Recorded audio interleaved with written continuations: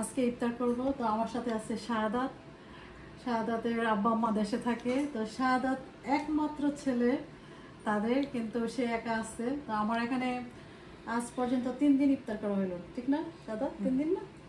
হ্যাঁ। তো শাহাদাতের জন্য স্পেশাল কিছু করতে পারি নাই, কারণ একটু অসুস্থ। তো অনেক কিছুই করেছি। হালিম আছে স্পেশাল, তারপরে এখানে আছে পিঠা, পিঠা শুটকি দিয়ে খাবো এই যে এখানে, তারপর সবকিছু সালাদ টালাদ সবকিছু নিয়েছি।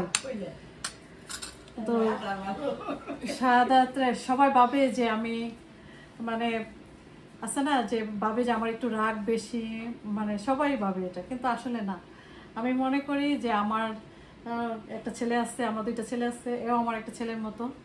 যখন আসে আমি সবসময় চেষ্টা করি তার জন্য স্পেশাল কিছু করার জন্য, কারণ আমি মনে করি আমি যেহেতু হাই স্কুলে জব করি, আমার অনেক বড় বড় স্টুডেন্ট। তো আমার স্টুডেন্টরা যখন বলে যে মিস এটা চাই, মিস এটা চাই, আমি ভাবি যে আমার ছেলে ফারহান বা ঈশান আমার কাছে কিছু যাচ্ছে। তো আমি যতটা রাগি ততটাই সফট মাইন্ডের।